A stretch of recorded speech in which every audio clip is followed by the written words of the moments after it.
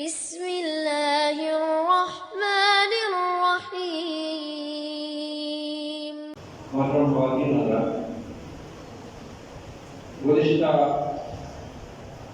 دو خطبات میں ہم نے نبی اکرم صلی اللہ علیہ وسلم کے سکھائے ہوئے خطبہ حاجت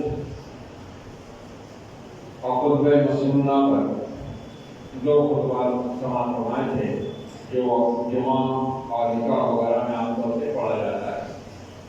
ایک اور چیز جو اس سے جمعہ کے دن سے آپ صلی اللہ علیہ وسلم کی خصوصی سنت سے تعلق رکھتی ہے کہ آپ صلی اللہ علیہ وسلم اکثر و بیشتر جمعہ کی نماز میں پہلی رکعت میں سورہ اعلیٰ اور دوسری میں سورۃ الغاشیہ کی تلاوت فرمایا کرتے ہیں۔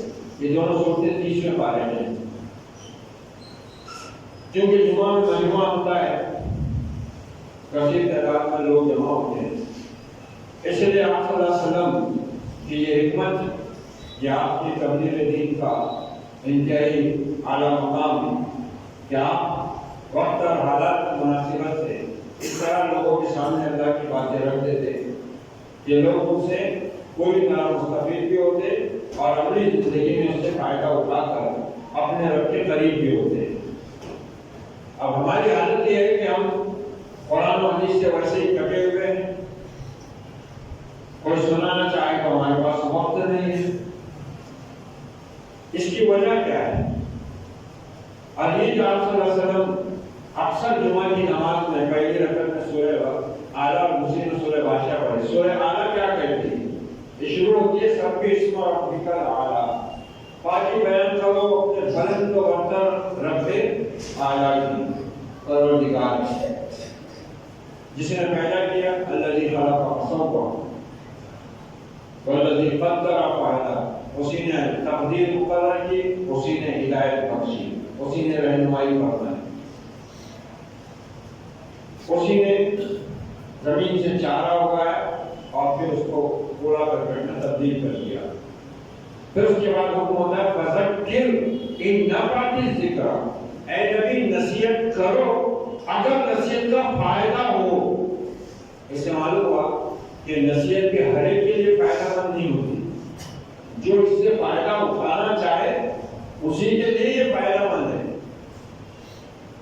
اسی وجہ سے ہم دیکھتے ہیں کہ تمام انبیاء کی تاریخ جو قرآن مجید ہمیں بتاتا ہے، نبی علیہ السلام کے حدیث سے جن انبیاء کی ہمیں سیرت اور تاریخ معلوم ہوتی ہے، اس میں کیا آتا ہے؟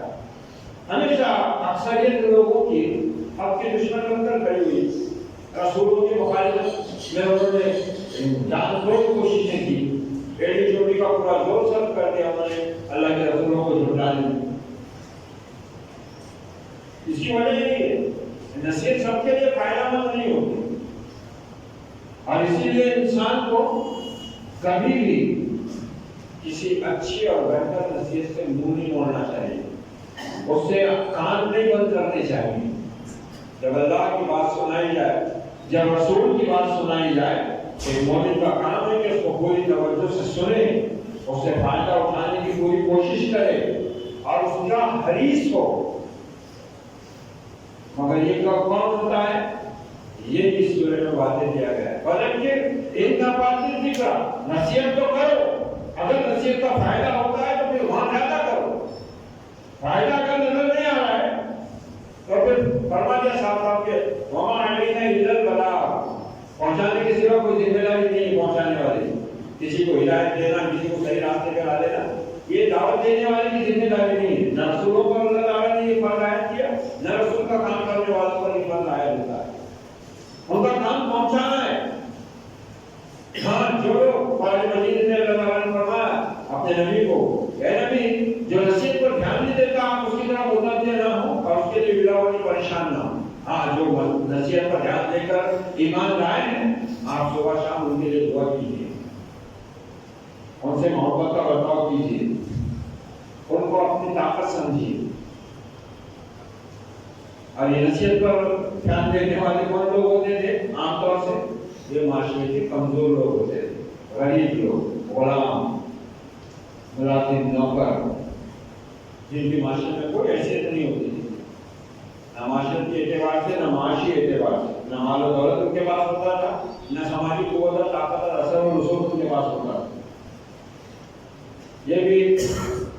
دین کا کام کرنے والوں کو ذرا غور کرنے کی ضرورت ہے.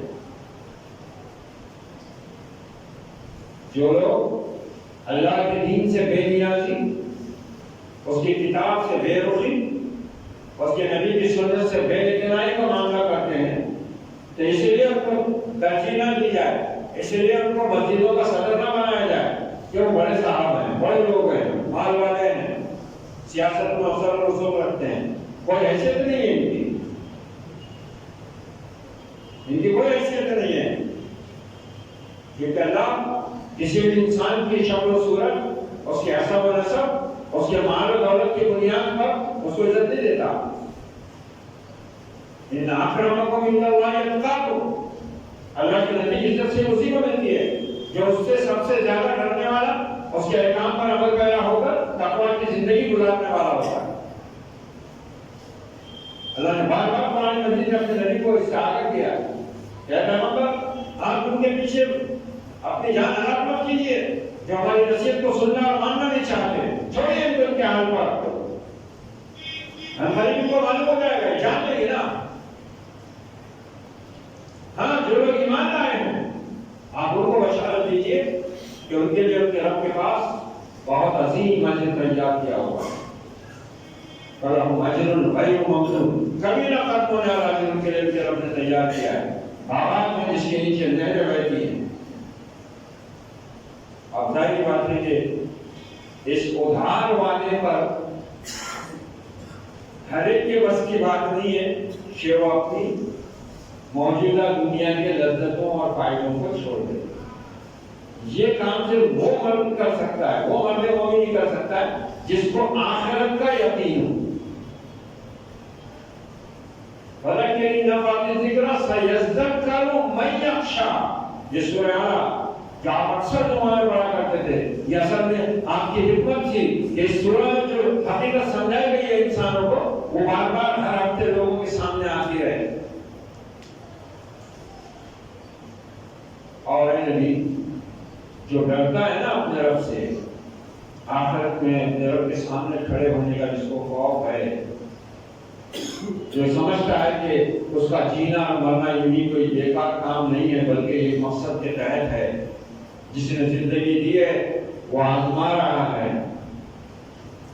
اور سارے اعمال کا ریکارڈ محفوظ کر رہا ہے.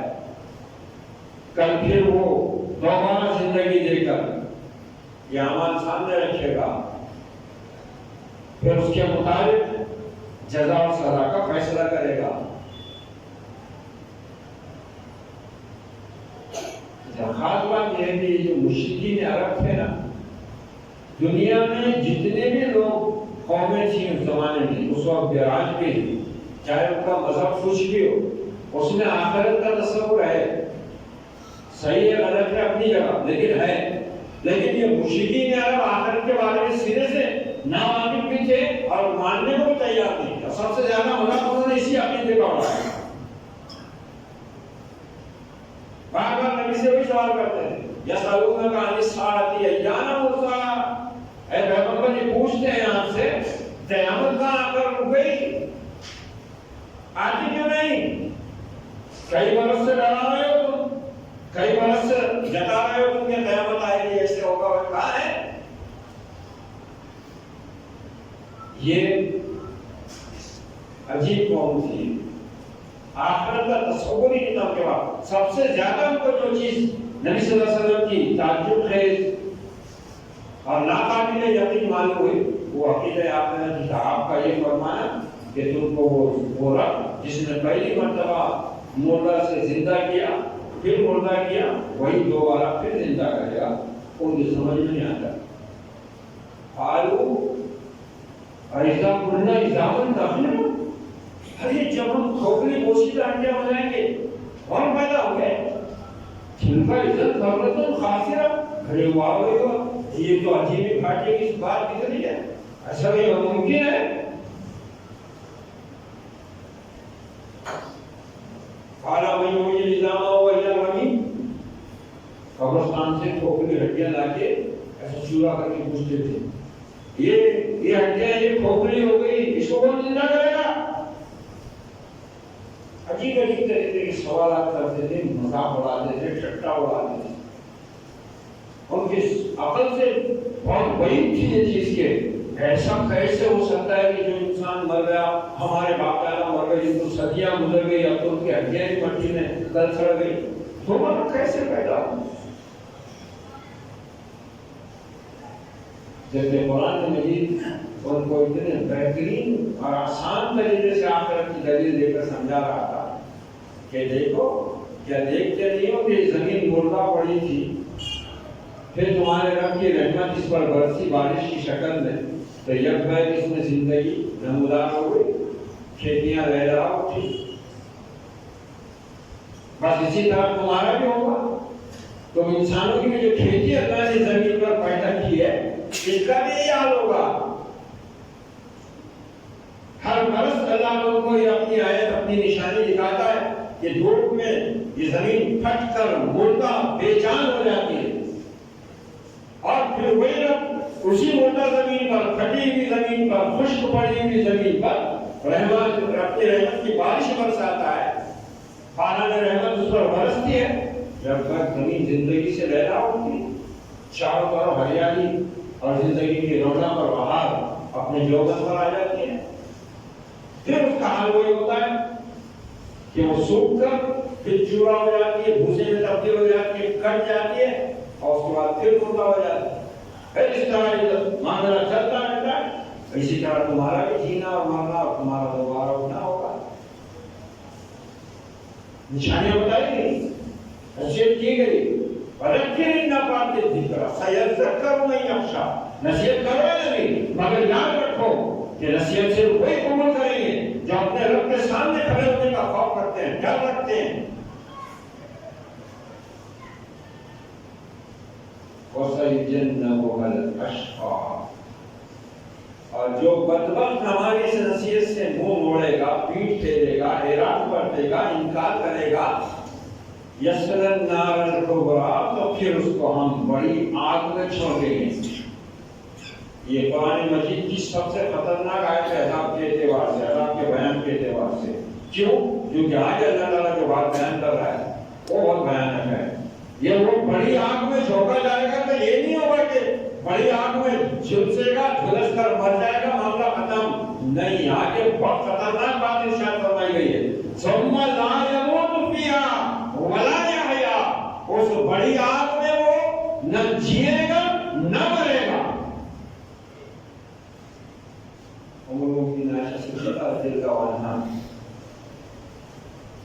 رونے لگی. نبی اکرم صلی اللہ علیہ وسلم تشریف لائے. پوچھا ما یبکیکی، ایسا کس بات نے تجھ کو رلایا ہے؟ قالت ذکرت النار فبکیت. ام المؤمنین فرماتی ہیں یا رسول اللہ، اس کو جہنم کی آگ کی یاد آ گئی تو رونا آ گیا. ہم کو کبھی نہیں آتا ان چیزوں پہ رونا، نہ ہماری عورتوں کو آتا ہے. ہم کو رونا آتا ہے مال کا نقصان ہونے پر، بھینس مر جانے پر، 4 لاکھ کی کھیتی میں 8 لاکھ نہیں آنے پر، اچھا بڑا رشتہ ہاتھ آتے آتے ہاتھ سے نکل جانے پر، بچی کے میٹرک میں کم نمبر آنے پر. ان چیزوں پر رونا آتا ہے ہم کو. ہمارے عورتوں کو رونا کیا آتا ہے؟ ہلدی میں نہیں جانے دینے پر، نکاح میں نہیں جانے دینے پر، ولیمے میں نہیں جانے دینے پر، یا جانے تو دے رہے لیکن ان کے میک اپ کا پورا سامان جو وہ چاہتی تھی وہ نہیں لاتی تھی، تو اس میں ان کی دانت چلنی بڑھ جاتی، بے ہوش ہو جاتے. یہ سب چیزیں اب ظاہر بات ہے کہ ہمارا جو تعلق ہے ایمان والا ہونے کے باوجود وہ آخرت کے بجائے دنیا سے زیادہ جڑا ہوا ہے نا. جس چیز سے انسان زیادہ جڑا ہوا ہوتا ہے اسی چیز کی محبت اس کے دل میں گھر کرتی ہے، اسی چیز کا خیال اس کے جی میں بسا ہوا ہوتا ہے، اسی چیز سے اس کو لگا ہوتا ہے. یہ 5 وقت کی نماز، یہ سال میں 1 مہینے کے روزے، یہ کس چیز کا علاج ہے؟ یہ اسی کا علاج تھا. دن میں 5 بار اللہ کی طرف بلا کر مومن کو یہی یاد دہانی کرائی جاتی ہے کہ اوروں کی طرح نہ جیو تم اس دنیا میں، دنیا کی پرستار بن کر، تمہیں خاص امت ہو. خاص مقصد کے تحت پیدا کیا ہے اللہ تعالیٰ نے. کنتم خیر امت اخرجت للناس، تم وہ بہترین امت ہو جس کو لوگوں کے لیے نکالا اللہ نے. اللہ نے نکالا ہے لوگوں کے لیے. اب تمہارا مقصد حیات کیا ہے؟ کہ تم نیکیوں کا حکم کرو، برائیوں سے روکو، اللہ پر ایمان رکھو. تم بھی اوروں کی طرح اگر دنیا کی پرستار بن کر دنیا بنانے کے اندر مگن ہو گئے تو پھر یہ تمہارے مقصد وجود کے خلاف بات ہے اور آخرت کے اعتبار سے تم خسارے میں رہنے والے ہو.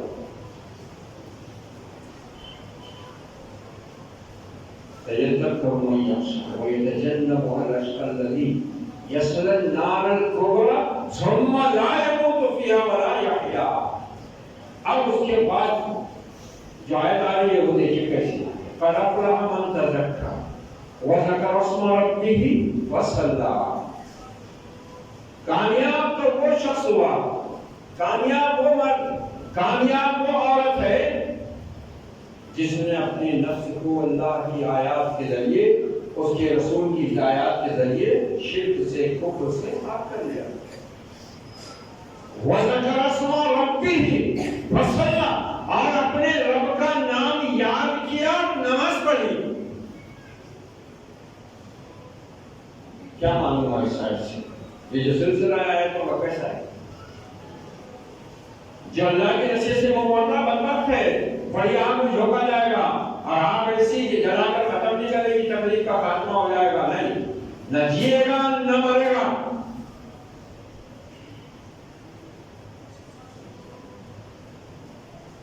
یہ وہ آگ تھی جس کو یاد رکھ کے ام المؤمنین عائشہ صدیقہ رو رہی ہے اور آپ صلی اللہ علیہ وسلم پوچھ رہے ہیں کس بات کی یاد تمہیں رلاتی ہے؟ کہا میں نے جہنم کو یاد کیا، جہنم کی آگ یاد آئی. اللہ کے رسول میری آنکھیں برس پڑی. اور پھر ام المؤمنین پوچھتی ہیں اے اللہ کے رسول کل قیامت کے دن آپ اپنی بیویوں کو یاد رکھیں گے کیا؟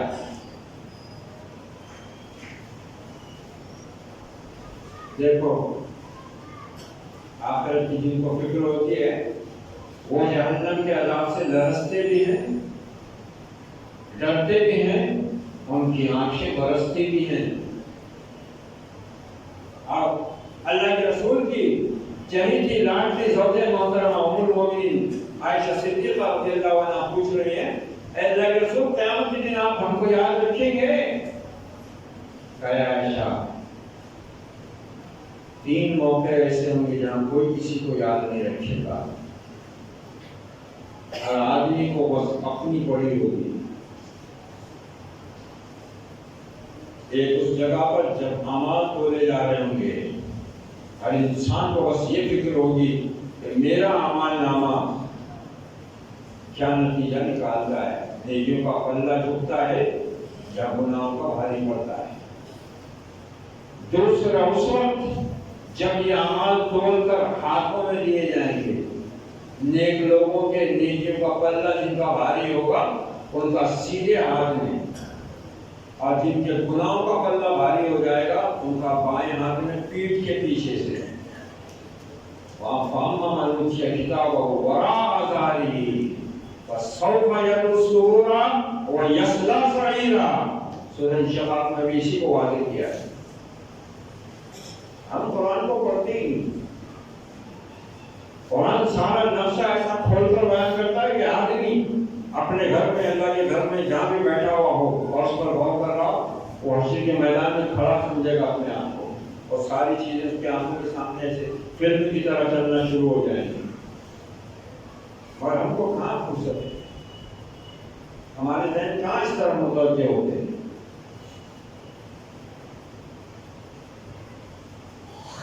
کھانے کی دعوت کا اعلان کرو، جن کو نہیں دی گئی وہ بھی آ جائیں گے. قرآن اور حدیث کو سننے کی دعوت کا اعلان کرو، جن کو آنے کی توفیق ملتی وہ بھی نہیں آتے. کچھ نہ کچھ ان کو بھی بہانہ مل جاتا ہے، ارے میں آ رہا تھا کام آ گئے. یہ سب اصل میں انسان کے اندر جو کچھ ہوتا ہے نا وہی اس کے اعمال میں ڈلتا ہے. زبان سے انسان کچھ بھی کہے نا، دعوت کچھ بھی کرے انسان، لیکن اس کے ہاتھ پاؤں کریں گے وہی جو اس کے دل اور دماغ میں ہے۔ اب جن کے دل اور دماغ پر اللہ کا خوف، اس کی محبت اور آخرت کی فکر چھائی رہتی ہے، ان کو لازماً دین پر چلنا ہی چلنا ہے۔ اللہ ان کی بارے رہنمائی کرتا جاتا ہے۔ وہ اگر راستے سے ہٹنے بھی لگے، اللہ تعالیٰ کو پھر راستے پر لانے کا سامان فراہم کر دیتا ہے۔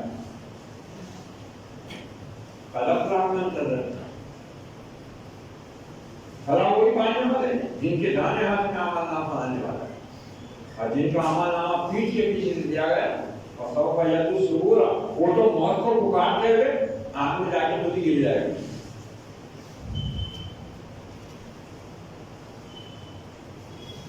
قد افلح من تزکیٰ وذکر اسم ربہ فصلی۔ یہ صحابہ کرام، یہ صحابیات، یہ نمازوں کی کیسے پابند تھے، یہ اللہ کی یاد میں کیسے غرق رہتے تھے۔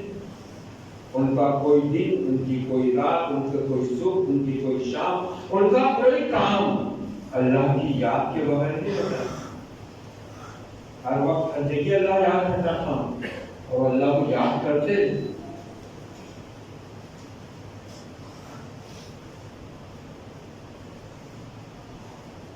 پورے رشتہ ہونے سے لے کے، نکاح ہونے سے لے کے ولیمہ ہونے تک، پورے عرصے میں اللہ صرف کب یاد آتا؟ دولہوں کو، دلہن والوں کو، دولہے والوں کو، دلہن والوں کو، مہمانوں کو، سب کو، جب خطبہ نکاح ہوتا۔ وہ تو سب کو یاد نہیں آتا، ان کو خطبہ نکاح ہے، اس کو اسے کوئی لینا دینا نہیں ہو۔ گزشتہ 2 جمعہ میں نے وہ خطبے کی تشریح کی ہے، کتنی بڑی ہدایت اس کے اندر موجود ہے اللہ کے رسول، اور کتنی بڑی حکمت ہے آپ صلی اللہ علیہ وسلم کی کہ آپ نے اس کو خطبہ جمعہ، خطبہ نکاح، جس میں لوگوں کی تعداد عام طور سے زیادہ ہوتی ہے، اس کے لیے آپ نے اس کو کیسے منتخب کیا ہے، کتنا ہدایت کا سامان اس میں رکھا ہوا، یاد دہانی۔ پہلا موقع جب اعمال تولے جا رہے ہوں گے، دوسرا موقع جب اعمال ہاتھ میں رکھے جا رہے ہوں گے، اور تیسرا موقع عائش ہو جب کل صراط پر سے گزر ہوگا اور وہ جہنم کے اوپر رکھا ہوا ہوگا۔ ان 3 موقعوں پر کون بول رہا ہے، کس کو بول رہا ہے؟ ذرا سنو، محمد رسول اللہ صلی اللہ علیہ وسلم بول رہے ہیں ابو بکر صدیق کی بیٹی کو، اپنی چہیتی زوجہ کو، کہ 3 موقع پر کوئی کسی کے کام آنے والا نہیں، کوئی کسی کو یاد رکھنے والا نہیں۔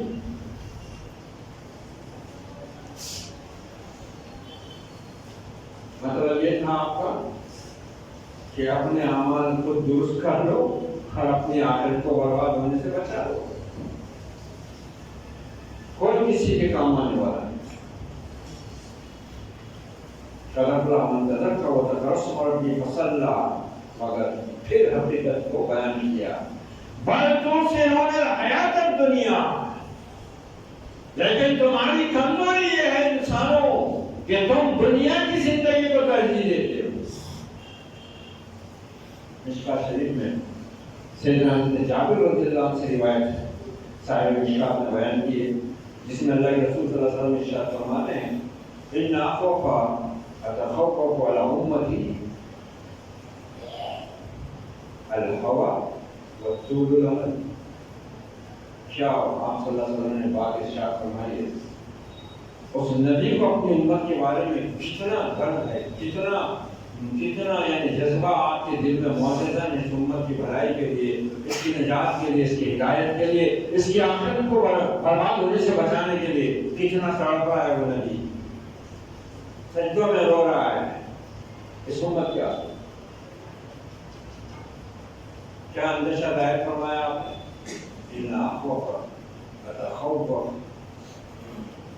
میں اپنی امت کے بارے میں 2 چیزوں کے معاملے میں بہت زیادہ اندیشہ رکھتا ہوں۔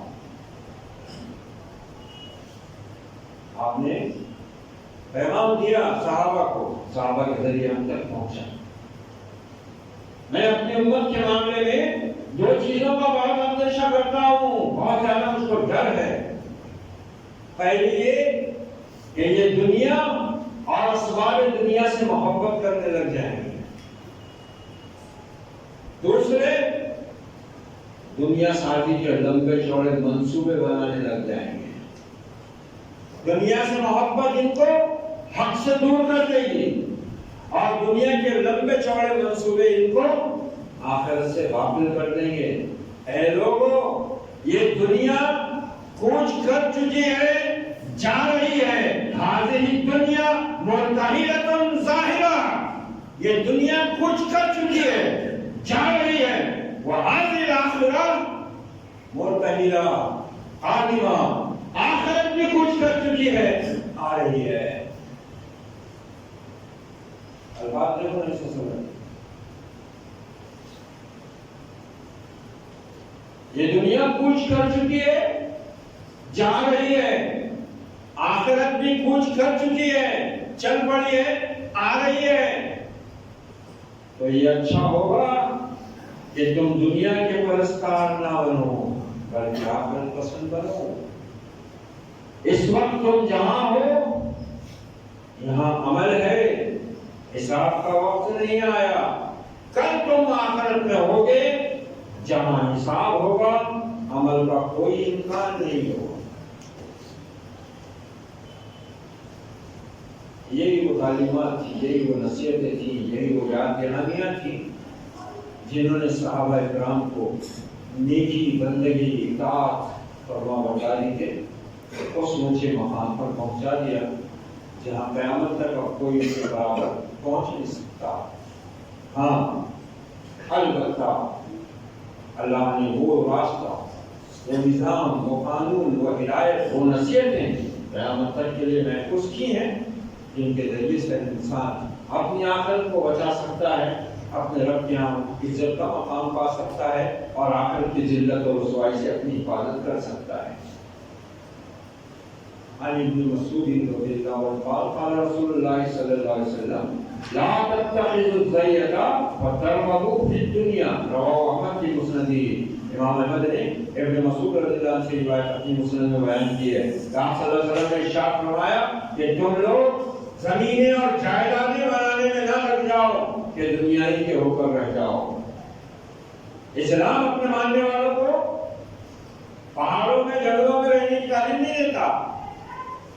ایسا نہیں ہے کہ اسلام یہ بولتا ہے کہ دنیا میں کچھ بھی کماؤ مت، کھاؤ مت، اوڑو مت، پہنو مت، بس اللہ اللہ کرتے رہو۔ نہیں، یہ تعلیم کی اسلام میں نہیں ہے، لیکن خطرے کی گھنٹی بجا دی گئی ہے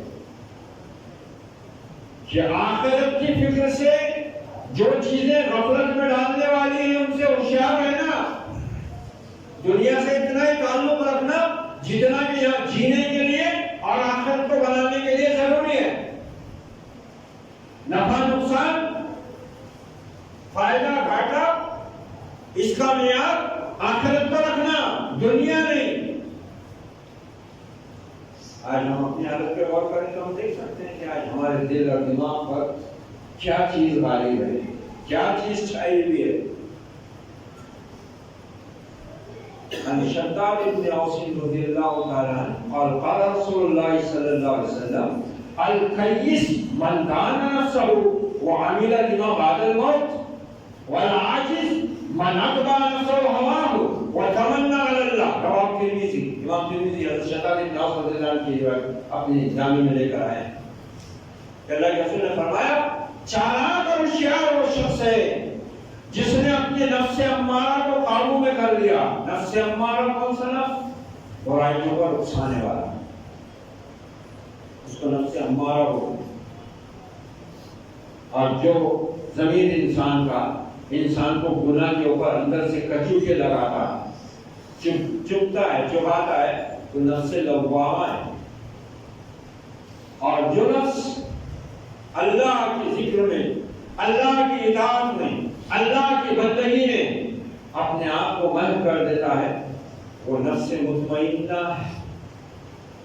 تین قسم نفس کی: نفس امارہ، نفس لوامہ، نفس مطمئنہ۔ الکیس من دان نفسہ، عقل مند، ہوشیار، چالاک وہ انسان ہے جس نے اپنے نفس امارہ پر قابو پا لیا۔ چالاک وہ نہیں جس نے لوگوں کا مال ہڑپ کر لیا، جس نے اپنی ہوشیاری اور اپنی ذہانت سے دوسروں کا مال اپنے قبضے میں لے لیا۔ چالاک اور ہوشیار اور کامیاب وہ بھی نہیں ہے جس نے تھوڑے پیسے میں بہت بڑی رقم، بہت بڑی جائیداد، بہت بڑا اپنی ملکیت کا سامان کر دیا۔ نہیں، چالاک، ہوشیار، عقل مند انسان وہ ہے جو اپنے نفس پر قابو پا گیا۔ کیسا قابو پائے صحابہ کرام؟ کتنی بھی خطرناک صورتحال ہو، اللہ کا حکم پہنچا، نبی کا فرمان پہنچا اور انہوں نے ڈگے ڈال دی۔ سیدنا علی رضی اللہ تعالیٰ کا واقعہ ہم نے کئی بار سنا اور پڑھا ہے کہ حالت جنگ میں، حالت جنگ کس کو بولتے ہیں؟ اب آج کل بھی لنگیں نہیں تھی چھپ کر وار کرنے، دو بدو مردانہ وار میدان میں تلواروں نیزوں سے بھالوں سے مقابلہ ہوتا اور ہر ایک کی خواہش ہوتی تھی کہ دشمن کا خاتمہ کر دوں۔ سیدنا علی رضی اللہ تعالیٰ اپنے سے زیادہ طاقتور کو پچھاڑ کر سینے پر بیٹھ کر چاقو مارنا چاہتے ہیں، سینے میں بھی اس کا کام ختم کرنا چاہتے ہیں کہ ٹوٹ دے جائے تو اٹھ کر کھڑے ہو جاتے ہیں۔ جنگ کی حالت میں انسان کا رہتا ہے اتنا قابو، جنگ کی حالت میں اتنا قابو رکھ سکتے ہیں ہم؟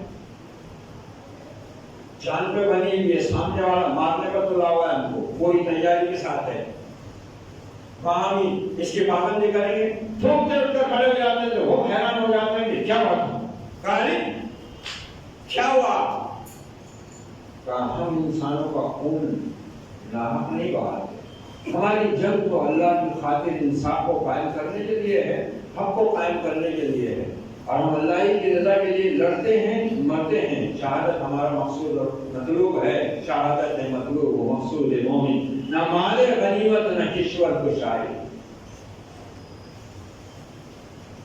کہا تم کو اس حالت میں بھی اپنا فرض یاد رکھ، اپنی دین کی بات، اپنے نبی کا حکم یاد رکھ۔ کہا یہی تو ہے۔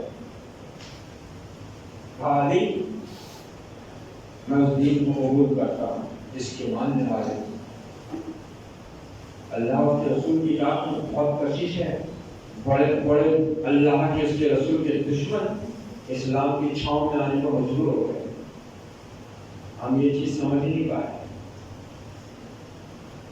بس قوم کا ہم کو ٹھنڈا دے دیا گیا، احتجاجی ذہنیت دے دی گئی، ہمارا حق لے کے رہیں گے، ہم لڑنے والے ہیں، جبکہ ہم خیر امت ہونے کی حیثیت سے عام دنیا والوں سے ہٹ کر آخرت کے تاجر ہیں، ہم آخرت کے امیدوار ہیں، ہم آخرت کی طرف میں جینے اور مرنے کے لیے دنیا میں بھیجے گئے اور پیدا کیے گئے ہیں۔ اسی لیے آپ صلی اللہ علیہ وسلم نے اپنی امت کو ان حقیقتوں سے عجیب انداز میں، الگ الگ انداز میں، انتہائی مؤثر انداز میں، مختلف حالات میں مختلف طریقوں سے آشنا کیا ہے اور ترغیب دلائی ہے کہ دنیا بھی تمہارے لیے ہے، یہ نعمت اللہ کی تمہارے لیے بھی ہے، دین تم کو جوگیوں کی زندگی گزارنے کا حکم نہیں دیتا، مگر دین تم کو اس بات سے آگاہ کرتا ہے، خبردار کرتا ہے کہ دیکھو دنیا پرستی میں مبتلا مت ہو جانا۔ الکیس من دان نفسہ وعمل لما بعد الموت، عقل مند وہ ہے جو اپنے نفس امارہ پر قابو پا لے اور موت کے بعد والی زندگی کے لیے عمل کرے، موت کے بعد والی زندگی، اس کا تو ہم کو خیال جنازے کے ساتھ قبرستان میں جا کر قبر کے سامنے کھڑے ہونے پر بھی نہیں آتا۔ ہمارے دل اتنے سخت اور ہمارے فکر آخرت اتنی کمزور پڑ چکی ہے اور آخر سے غفلت ہم پر اس طرح چھائی ہوئی ہے کہ ہم کو اب جنازے کے ساتھ جا کر قبر میں اتر کر مردے کو اپنے ہاتھوں سے قبر میں اتارتے ہوئے بھی خیال نہیں آتا، بس ہر ایک اپنی اپنی دھنوں میں مگن ہوتا، وہاں بھی وہی دنیا کے ننانوں کے پھیر چلتے رہتے ہیں، اللہ وہاں بھی یاد نہیں آتا، اپنی انجام کی یہ پہلی منزل وہاں بھی ہمارے دلوں میں نرمی نہیں پیدا کرتی، ہمارے دل میں دھڑکن نہیں بڑھتی، ہماری آنکھ میں نمی نہیں آتی، بلکہ وہاں بھی ہم نے لوگوں کو مذاق کرتے ہنستے ہوئے دیکھا اور سنا ہے۔ کیا ہے ہماری غفلت کا یہ حالت؟ ہماری غفلت کیسی ہے؟ ہم تو ایک مخصوص امت ہے، ہم اس دنیا میں اوروں کی طرح جینے مرنے کے لیے، کھانے کمانے کے لیے نہیں آئے ہیں۔ ہمارا ایک بہت عظیم مقصد واضح کیا گیا ہے، اسی مقصد کے تحت ہم کو نکالا گیا ہے۔ قرآن بھی کہہ رہا ہے، نبی بھی کہہ رہا ہے، نبی اور صحابہ کی پوری زندگی ہے اس بات کی گواہی دے رہی ہے کہ امت مسلمہ کا مقصد وجود کیا ہے، کیا ہونا چاہیے۔ الکیس من دانا نفسہ وعمل لما بعد الموت، عقل مند اور چالاک ہوشیار وہ انسان ہے جو اپنے نفس پر قابو پا لے، یعنی اللہ کا فرمانبردار بن جائے، کیونکہ اللہ کی فرمانبرداری کی سب سے بڑی رکاوٹ شیطان سے پہلے پیدا کرنے والا انسان کا اپنا نفس ہے۔ بڑے موسی کو مارا، نفسی امارہ کو گھر مارا۔ اس پر قابو پانا آسان نہیں ہوتا جب تک کہ آدمی اللہ کے ذکر سے اپنے آپ کو تعلق نہ کرے، اس کے ذکر سے اپنے آپ کو تر نہ رکھے۔ یہ نفس انسان پر بہت جلدی غلبہ پا لیتا ہے۔ یہ نماز بھی وہی سکھاتی ہے، یہ روزہ بھی اسی مقصد کے لیے آتا ہے، یہ زکوٰۃ بھی اسی مقصد کے لیے انسان کے اوپر فرض کی گئی ہے، صدقہ بھی لازم کیا گیا ہے، تاکہ ان چیزوں کی محبت مومن کو غفلت میں نہ ڈالے، آخرت سے بے پرواہ نہ کرے۔ والعاجز من اتبع نفسه هواه وتمنى على الله، اور بیوقوف بدترین انسان وہ ہے عقل سے عالی جو پیروی تو اپنے خواہش نفس کی کرتا ہے اور آرزوئیں اللہ سے لگاتا ہے کہ اس کو بخش دے گا اور جنت میں داخل کرے گا۔ ان کو قرآن نے آ کر جھنجھوڑا، نبی نے آ کر ان کو جگایا، مگر وہ جاگے نہیں۔ آج امت بھی، اس کی اکثریت بھی اسی نشے میں مست ہے، مدہوش ہے۔ یہ عرس کے میلے ٹھیلے یہ کس چیز کا نتیجہ ہے؟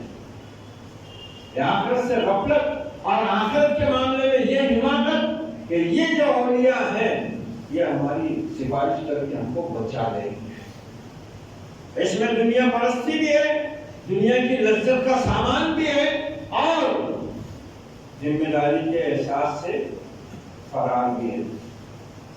آخرت پر ایمان رکھنے والا انسان کبھی اس طرح دنیا میں مدہوش نہیں ہوتا، دنیا کے فائدے کے لیے وہ اتنا نہیں گرتا کہ اپنے ایمان اور اپنے عقیدے کا بھی سودا کر بیٹھے۔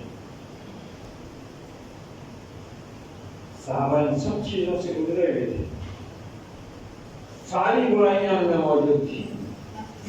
ہمیں جیسے شروع میں کہا کہ آخرت کے معاملے میں تو کچھ علم ہی نہیں تھا، وہ بلکہ اس چیز کو ایک دم حماقت سمجھتے تھے، بے عقلی کی بات سمجھتے تھے، دیوانہ پن قرار دیتے تھے کہ ایسا کہیں ہو سکتا ہے، اور اسی کے لیے وہ اس طرح کی حرکتیں کر رہے تھے۔ لیکن وہی جو آپ پر ایمان لائے، آپ کے صحابہ کرام رضوان اللہ علیہ اجمعین، ان کی زندگی کا نقشہ، ان کی زندگی کا حالت دیکھو کیا ہے، کس طرح آخرت نے ان کو اس دنیا کی چیزوں سے بے نیاز کر دیا۔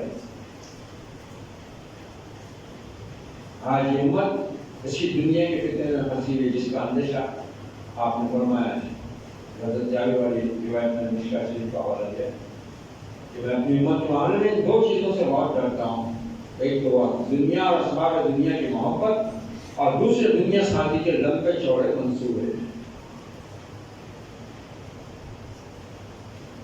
کیسے طریقے سے قرآن نے غفلت کو دور کرنے کے لیے وہ باتیں تک بیان کر دی ہیں جو کل حشر میں گناہگار اور نیکوکار کریں گے۔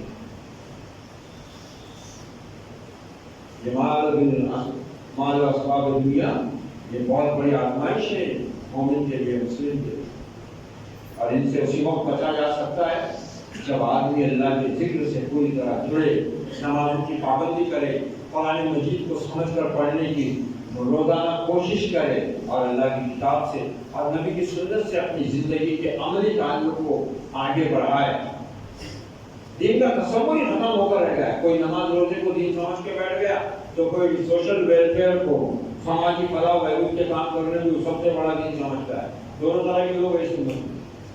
کچھ لوگ روزہ نماز بہت اہتمام کرتے مگر ادھر حقوق و لباس کے ایک دم خراب جو جہنم میں لے جانے کا ذریعہ ان کو نماز اور روزوں سے وہ بچ نہیں پائیں گے.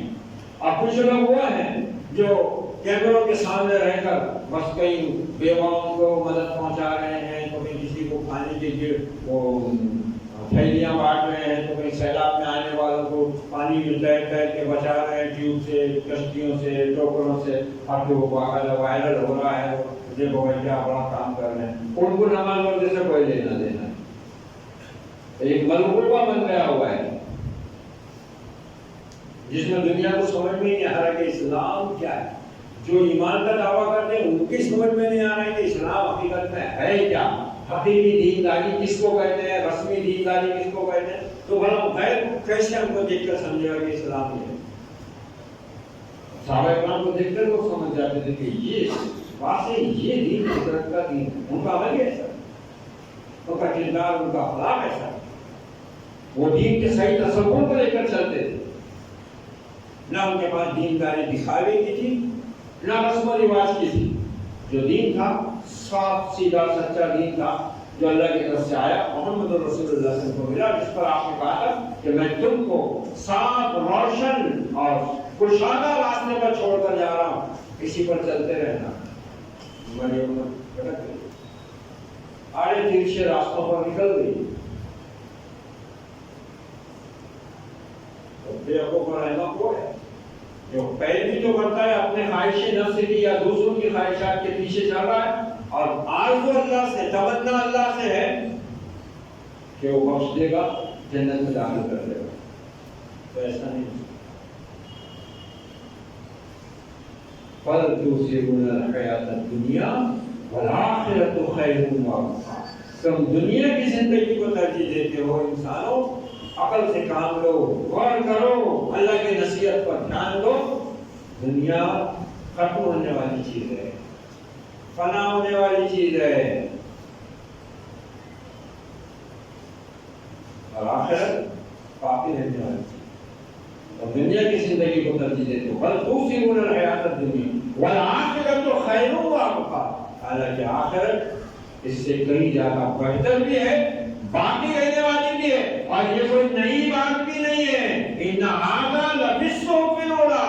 یہی بات اس نبی سے پہلے, اس قرآن سے پہلے جتنے نبی اور رسول آئے اور ان پر اللہ کی کتابیں اتری, ان سب میں بھی یہی بات لوگوں سے کہی گئی تھی. صحف ابراہیم اور موسیٰ, اور دو جلیل القدر اور مشہور و معروف انبیاء کا نام لے کر ان کا ذکر کیا آخر میں. ابراہیم اور موسیٰ علیہ السلام کے صحیفوں میں بھی یہی نصیحت کی گئی تھی کہ دنیا کی زندگی پر آخرت کی زندگی کو ترجیح دو.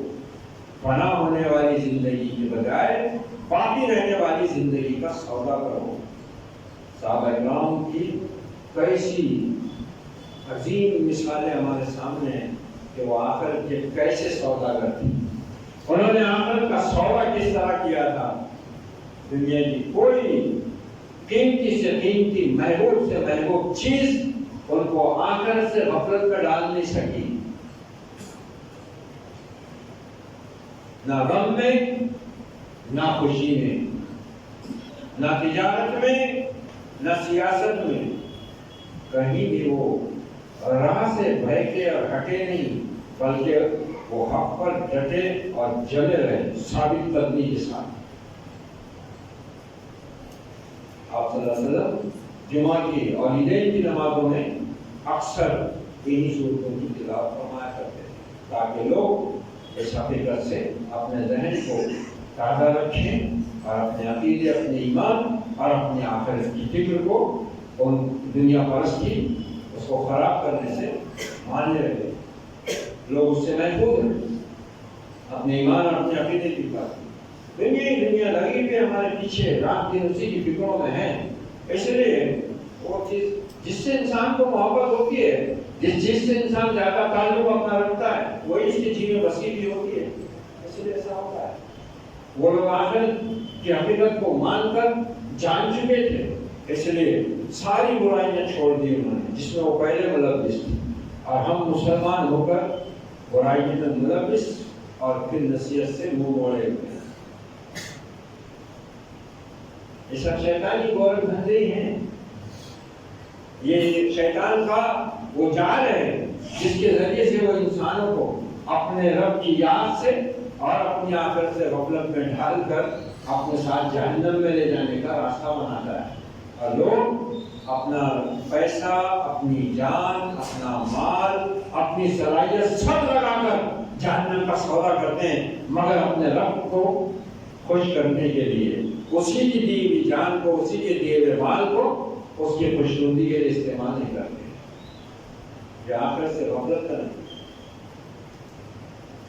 آخرت پر یقین رکھنے والا اذان سننے کے بعد نماز پڑھے بغیر نہیں رہ سکتا، اس کا ضمیر اس کو بیٹھنے ہی نہیں دیتا۔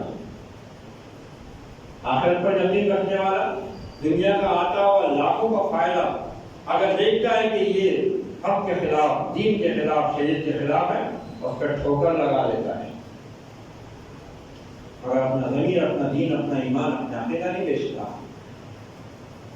اللہ پر بھروسے کا اعلان کرنے والا اللہ کے باغیوں، شیطانوں، ظالموں، جاہلوں، قاتلوں کے اوپر بھروسہ نہیں کرتا۔ یہاں تو ہماری حالت کی دیگر وہ ہے، اللہ سے زیادہ بھروسے ہم کو آج یا تو اپنی جیب پر، اپنے پیسوں پر ہے، اپنی جائیداد پر ہے، یا پھر سیاسی پارٹیوں پر ہے۔